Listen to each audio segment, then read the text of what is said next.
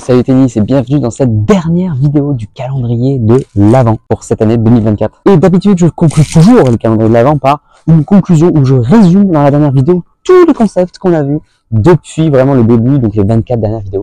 Mais aujourd'hui, ça va pas être le cas. J'estime que ma première vidéo était vraiment complète sur qu'est-ce que la maison tennis. Donc, n'hésitez pas à aller la revoir. Je trouve qu'elle est vraiment la plus complète. Tout le reste, c'était comment développer la maison tennis, tout simplement. Et du coup, aujourd'hui, j'aimerais exceptionnellement aller au-delà de la maison tennis et d'essayer de voir quel autre concept on pourrait élaborer dans le futur.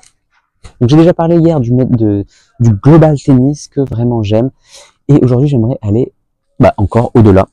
Donc c'est vrai que j'ai déjà dit hier et j'ai déjà dit dans la première vidéo que tous les éléments sont liés.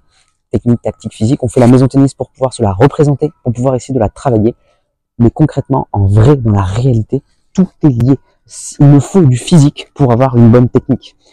C'est parce que j'ai une bonne technique que je peux avoir de la tactique. C'est parce que j'ai du mental que je peux faire la tactique. Bref, tous les éléments sont liés entre eux. Et je m'étais dit comme concept, pourquoi pas aller au-delà, faire le tennis holistique. Donc tennis holistique, ça pourrait être un prochain calendrier de l'Avent. Pourquoi pas, avec 24 vidéos, j'ai énormément de choses à dire.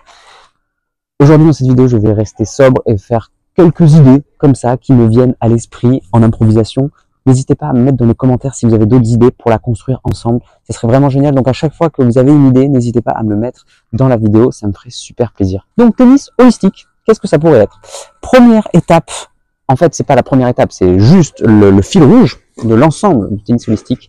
C'est que pour apprendre, pour gérer, tout est lié sur une seule chose, c'est la conscience. Pour améliorer sa technique, il va falloir prendre conscience de notre défaut et sentir vraiment la gestuelle. Si on veut progresser tactiquement, il faut avoir conscience qu'on a un défaut. Si on veut regarder, il faut avoir conscience que l'autre bouge, qu'il n'aime pas les coupées, et du coup avoir conscience qu'il faut faire une coupée. Alors la conscience, ça englobe plein de choses. Il y a la conscience vraiment au niveau du cerveau. Donc je prends conscience, on parle de la méditation, de pleine conscience, donc c'est vraiment dans mon cerveau, mais il y a aussi l'inconscient, c'est-à-dire que des fois on n'a pas besoin de réfléchir, notre corps sait ce qu'il faut faire, et c'est pas pour ça qu'on est inconscient. Ça m'a toujours perturbé, ça, c'est pas forcément à notre conscience. Par exemple, je sens bien la balle, et du coup c'est de la conscience, même si je n'y pense pas à ce moment en termes de pensée cognitive.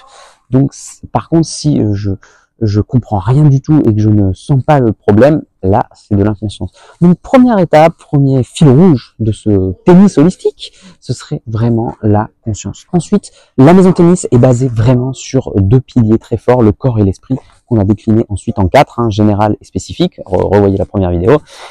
Et du coup, la deuxième chose, ce serait le lien entre le corps et l'esprit. Le lien entre le corps et l'esprit, c'est-à-dire que si le cerveau se tait et qu'il est en parfaite harmonie avec le corps, en général on joue bien, ça s'appelle l'état de flow, ça s'appelle l'état de grâce. Et c'est ce que dit un peu Timothy Gallwey dans son livre Tennis et concentration, qui est un des meilleurs livres sur la préparation mentale de tous les temps. Il dit que pour bien jouer, il y a deux personnalités, le moi numéro 1 et le moi numéro 2. Le moi numéro 1, c'est celui qui juge, qui critique, et le moi numéro 2, c'est un peu le corps, c'est l'inconscient, c'est celui qui fait. Et que, en fait, pour lui, c'est très simple, il suffit de taire le numéro 1, c'est juste lui le problème. Le moi numéro 1 est le problème. Donc, c'est très difficile parce que c'est notre personnalité qui est fait comme ça, mais il faut ne pas juger. C'est-à-dire quand on fait une faute, il ne faut pas juger en bien ou en mal. Attention, ne pas juger, ça ne veut pas dire qu'il ne faut pas corriger. Ça ne veut pas dire « ah, je m'en fous ». Non, ça veut dire « j'ai fait une faute, il faut que je corrige ». D'accord. C'est pas un jugement, ça c'est une analyse. Le jugement, c'est « ah, c'est nul »,« ah, c'est génial ». C'est ce jugement dans l'absolu. Nous, ce qu'on dit, c'est pas bien par rapport à notre objectif. C'est bien par rapport à notre objectif. Mais dans l'absolu, il n'y a ni bien ni mal, en fait. Donc lui, il préconise de supprimer les jugements et de supprimer tout ce qui est critique, autocritique, etc. pour laisser le moi numéro 2 faire. Il faut lui faire confiance. Il faut le laisser faire. Ça ne veut pas dire qu'il faut le laisser faire à 100% parce que le moi numéro 1 est là pour fixer des objectifs. Si tu laisses faire le numéro 2, ça se trouve, il va frapper dans le grillage et il s'en fout. Le moi numéro 1 est là pour gérer un objectif. Je veux que tu frappes à tel endroit, à telle zone, très fort, etc. Et c'est le moi numéro 2 qui ensuite, ok, voici l'objectif et tu me laisses faire, je fais. Donc c'est très intéressant cette notion de taire le mental. Et c'est vrai qu'il y a plein de livres actuellement qui parlent justement des ondes du cerveau. Tout simplement, quand on est en onde bêta, quand on est en onde alpha, c'est déjà un peu mieux. Et ensuite, on essaie de diminuer. Donc l'objectif, ce serait de diminuer nos ondes, c'est-à-dire en termes de méditation, pour être parfaitement concentré. C'est très difficile dans notre société, c'est tout l'inverse. On passe notre temps à se juger, à critiquer ce que l'on fait. Ah mais c'est nul ce que tu fais, ah mais pourquoi tu bouges pas les jambes, etc. Et en fait c'est très nocif parce que du coup ça fait une dissociation esprit-mental, esprit-corps. Donc l'objectif c'est de lier les deux entre eux et c'est comme ça qu'on va progresser au niveau de la maison tennis. Donc lier les deux, voici des exemples, hein, mais à vous d'aller encore plus loin, justement, il y a plein de choses à dire à ce sujet. Donc ensuite, pour lier le corps et l'esprit, il y a les techniques corporelles, la principale de toutes, c'est la respiration, qui est un peu liée à la méditation. La méditation, c'est rattacher son attention, revenir. C'est, on essaie de se concentrer sur quelque chose, on divague dans nos pensées, on s'en rend compte, et on revient. Le but, ce n'est pas de rester concentré en permanence. Bon, évidemment, si on y arrive, c'est tant mieux. Mais c'est parce qu'on sait qu'on n'y arrive pas. C'est de craquer et revenir. Craquer et revenir. Et c'est un peu ce que je dis toujours au tennis. On a le droit de faire des erreurs. Mais ce que j'aime pas, c'est quand on fait des erreurs et que ça nous bouffe tout le match. On a fait une erreur, et bah, du coup, on balance ensuite la fin du match. Donc, revenir à notre concentration. Et ça passe bien sûr par la respiration. La respiration, elle a plein d'avantages. Elle permet de lier l'esprit. C'est hyper puissant comme technique. Tout le monde dit ah ouais mais moi je connais la respiration et personne ne l'applique. C'est le truc le plus efficace du monde et que tout le monde sait mais que personne n'applique. Donc appliquer la respiration.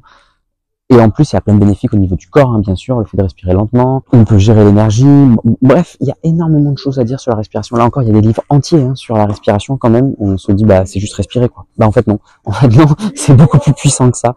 Donc hyper important la respiration. Ensuite, il y a tout ce qui est sagesse, c'est-à-dire appliquer ce que l'on sait. On a des connaissances intellectuelles, notamment j'ai dit il faut connaître, il faut se former, il faut savoir les fondamentaux techniques, il faut savoir ce qu'il faut faire tactiquement, il y a plein de choses à savoir. Mais ensuite, c'est de le faire concrètement sur le terrain, appliquer ce que l'on connaît déjà. C'est vraiment un autre principe de sagesse. Dans le tennis holistique, en fait, c'est un peu ça, c'est des principes de sagesse, tout simplement. Hein.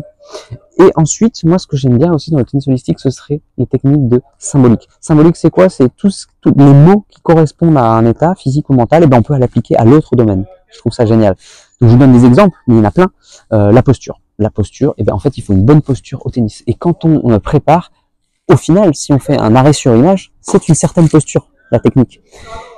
Et ben la posture, elle est également valable pour le mental. Il faut avoir une bonne posture, il faut être attentif, il faut se dire je vais réussir, il faut être optimiste, il faut être concentré. Tout ça, c'est des postures mentales. Si déjà de base, on met nos lunettes noires négatives en mode ça va mal se passer, bah, probablement que ça va moins bien se passer. Donc, c'est ces lunettes qui déforment la réalité, parce qu'en fait, tout n'est qu'interprétation de la réalité. Il y a la réalité physique, mais en fait, nous, on ne fait qu'interpréter à 99% ce qui se passe. Donc, voilà, la posture mentale, la posture physique, tout ce qui est relâchement, bien sûr, relâchement du corps, intramusculaire, hyper important. Roger, c'est l'exemple même. Et puis, bien sûr, le relâchement mental. C'est très intéressant, cette flexibilité mentale qu'on peut avoir. C'est très difficile en général, on est rigide sur nos croyances et quand ça se passe pas bien, on s'énerve ou on bloque sur quelque chose. Donc, cette rigidité. Il y a le lâcher prise. C'est hyper important aussi d'utiliser les événements. C'est vrai que pour donner une image, ce serait l'oiseau. Si l'oiseau lutte contre le vent, il galère, alors que s'il utilise le vent, il va s'élever beaucoup plus haut. Et ben nous, c'est la même chose. C'est vrai qu'on veut toujours être bien, mais en fait, notre niveau de jeu est moyen. Il faut accepter ça. Donc les jours où on est moyen, on va bosser sur le physique, on va bosser sur le mental, le jour où on joue pas bien techniquement. Bref, il faut essayer de s'adapter en fonction voilà, de l'environnement, de l'espace, etc. Évidemment, il y a aussi l'équilibre. Donc déjà, l'équilibre pour jouer, c'est hyper important, mais l'équilibre dans la vie, on doit équilibrer le mental, le physique, la tactique et la technique, tout doit être équilibré et on doit avoir un équilibre avec notre vie personnelle, notre vie professionnelle, ne pas être trop dans l'identité de quelque chose, de dire ça c'est mon identité parce que le jour où on le perd, et ben du coup on est déprimé et on ne sait plus qui on est. Et ça c'est très difficile, donc avoir un équilibre entre tout, je trouve ça fabuleux. Ensuite il y a un autre principe que j'adore dans le tennis holistique, c'est la méthode d'apprentissage. On en a un peu parlé dans la vidéo d'hier, mais aujourd'hui j'aimerais aborder un nouveau plan, c'est le jeu. En fait, nous sommes joueurs de tennis. Et c'est ça, en fait, pour progresser, il ne faut pas juger. Le tennis actuel, c'est très compliqué. On a des objectifs, on le juge, c'est mal et tout. On fait tout par volonté, par discipline et tout. Et je dis pas que c'est pas bon la discipline, il faut en avoir, c'est très important. Mais moi, je mets toujours le plaisir au centre. Il faut quand même avoir du plaisir. Et pour apprendre, il suffit d'arrêter de juger. Oh, une défaite, j'ai perdu, je suis nul, etc. L'identité qu'on se met par rapport à notre jeu. Mais c'est un jeu. C'est un jeu, c'est-à-dire, oh, bah, ok, j'ai perdu, comment je vais faire pour progresser, pour gagner? Et du coup, bah, ok, bah là, je me suis amélioré, etc. La progression, déjà, ça doit être un processus et non pas une fin en soi. C'est pour ça que j'adore Rafael Nadal vis-à-vis de ça. Et c'est vraiment par le jeu que l'on apprend. Et le jeu est fortement oublié actuellement de nos jours. On fait des répétitions, analytique tennis, etc. et on oublie de jouer. Et je trouve ça fort dommage. Donc l'un des principes fondateurs du tennis holistique, ce serait le jeu comme apprentissage. Bon, et puis bien sûr, après on pourrait parler dans les trucs un peu plus spirituels, les moines bouddhistes, l'énergie, le fameux chi, etc. Les trucs de yoga également. Donc vraiment le spirituel, hein, le tennis comme école de la vie. Bien sûr, il y a également mon concept que j'ai déjà parlé dans l'année dernière, joueur, mais il y a aussi champion et maître. Le champion, c'est celui qui a des valeurs et qui se bat pour développer ses valeurs. En fait, le tennis, c'est une école de la vie et j'apprends à avoir une maîtrise de moi, à maîtriser mes émotions. Et grâce au tennis, je vais maîtriser mes émotions et en fait, maîtriser mes émotions va me servir dans la vie de tous les jours. Donc en fait, le tennis est une école pour développer des savoir-faire, des savoir-être et des valeurs de la vie qui vont nous servir autour. C'est pour ça qu'on dit souvent champion dans la tête ou champion de la vie quotidienne. Moi, j'aime bien. Et pour moi, tout ce que l'on apprend au tennis, en fait, doit nous servir à élever notre âme, hein, notre spiritualité, mais aussi à être concret dans la vie quotidienne. C'est bien d'avoir des affinités au ciel, mais en fait, il faut aussi être ancré sur la terre et voilà, réfléchir à la vie quotidienne qui est très intéressante. Et puis ensuite, il y a le maître. Le maître, c'est celui qui dédie son entraînement à la vie, alors que la majorité des experts actuellement dédient leur vie à leur entraînement. Du coup, ils mettent toute leur vie pour la performance, et puis ensuite, ils se disent, bah, où est passée ma vie? J'ai perdu ma vie.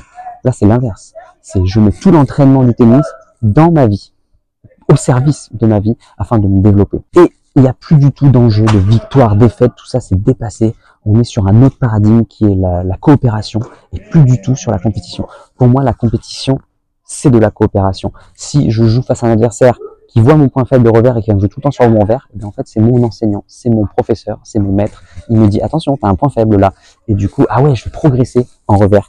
Et du coup, tout devient un miroir de la vie. Voilà pour le tennis holistique. Je suis parti un peu loin sur la fin, mais c'est une idée pourquoi pas intéressante. Dites-moi ce que vous en pensez, dites-moi si ce concept vous intéresse. Et puis comme c'est la dernière vidéo, quand même, s'il vous plaît, mettez-moi un commentaire sur la maison tennis. Qu'est-ce que vous avez pensé de ce calendrier de l'Avent? Qu'est-ce que vous en retenez? Quelle est votre brique préférée? Quelle est la brique que vous voulez travailler qui vous fait défaut? Bref, s'il vous plaît, n'hésitez pas à mettre des commentaires, qu'on puisse discuter. Et puis donc demain, je vous enverrai les 25 fiches gratuites pour ceux qui se sont inscrits. Et puis moi, je vous dis l'année prochaine pour un nouveau calendrier de l'Avent. Et puis bien sûr, rendez-vous en janvier pour de nouvelles vidéos. N'oubliez pas d'aller voir le blog mauricefuttennis.com. Je fais des articles tous les jours. Vous retrouverez tous les articles de la maison tennis sous forme d'articles que j'essaierai de publier sous forme d'un livre pour Amazon très prochainement. N'hésitez pas à aller me voir sur Instagram.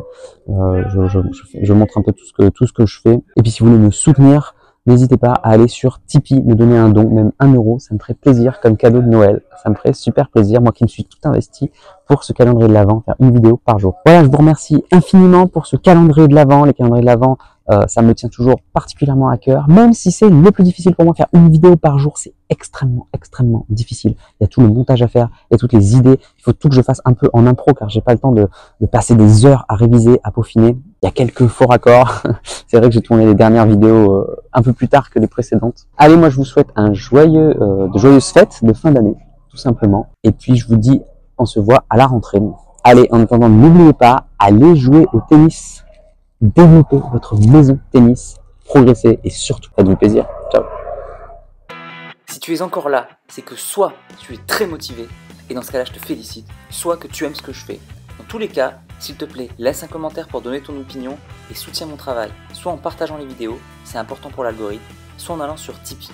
Tu peux aller encore plus loin en t'abonnant à ma newsletter où je te donnerai plein de conseils. Rien de plus facile, clique sur le lien dans la description. À bientôt.